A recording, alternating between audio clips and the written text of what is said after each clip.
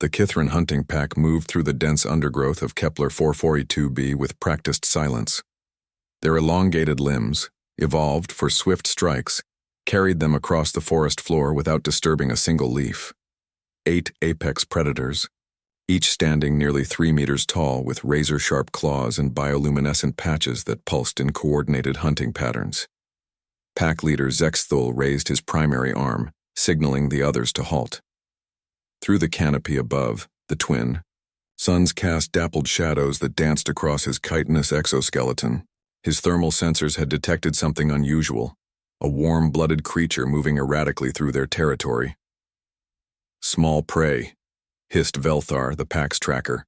Bipedal, soft-skinned, no natural weapons detected. Zexthul's mandibles clicked in satisfaction. The Kithrins had dominated this world for millennia, standing unchallenged at the apex of every food chain. No creature had ever posed a threat to their supremacy.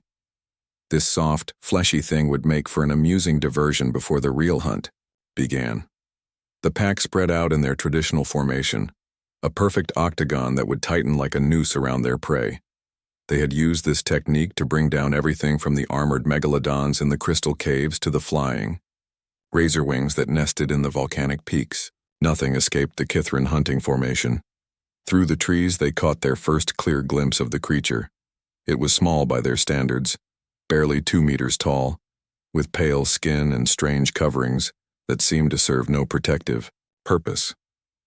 Most peculiar of all, it appeared to be sitting. Simply sitting beside a small flame, consuming what looked like processed vegetation. "It doesn't even know we're here," Velthar transmitted through their bio-neural link, amusement coloring his mental voice. The human, though the Kithrins had no name for his species, continued his meal with apparent calm.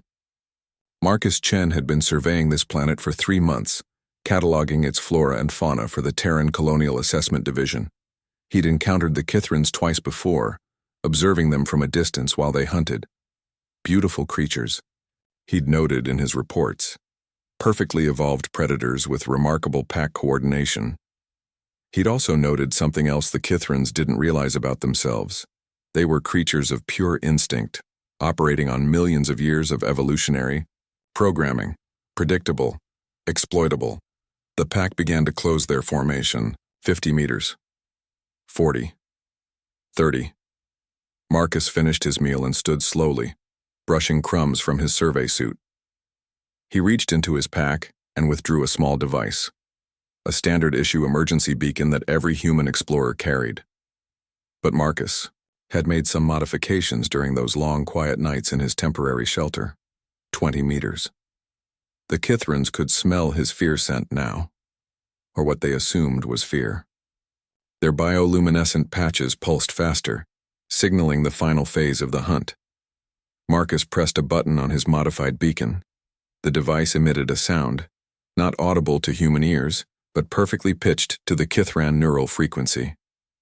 It was a sound that bypassed their higher brain functions entirely, reaching directly into their brainstem where millions of years of evolution had hardwired their most basic responses, the sound of a Kithran distress call. Not just any distress call, the specific frequency produced by Kithran young when separated from their pack, the most fundamentally urgent sound in their entire species' repertoire. The effect was instantaneous and devastating. 8 apex predators, each capable of tearing through steel with their bare claws, suddenly found their predatory instincts completely overridden. The careful formation collapsed as every Kithrin instinctively rushed toward what their nervous systems interpreted as a youngling in mortal danger. They converged on Marcus's position in a panicked mass, their coordination shattered, their tactical advantage eliminated. In their desperate need to reach the youngling, they crashed into each other, tangled their limbs, and created exactly the chaotic situation that would doom any pack hunter. Marcus activated the beacon's second function. The distress call shifted, frequency, becoming the territorial challenge of an adult Kithran male, but amplified far beyond what any biological creature could produce. To the already confused pack, this sounded like the arrival of a massive rival, threatening both them and the youngling they believed they were protecting. Instantly, the pack turned on each other, Millions of years of evolution had taught the Kithrans that when a foreign male threatened their young, pack unity meant nothing. Individual survival became paramount. 8 perfectly coordinated predators became 8 panicked animals, each seeing the others as potential threats to eliminate before rescuing the youngling. Marcus stepped back and watched as the most efficient killing machines on Kepler 442b tore each other apart in their desperate confusion. Claws that could slice through bone found their marks. Mandibles that could crush stone clamped down on chitinous necks. The forest floor became slick with bioluminescent blood. Within 3 minutes, it was over.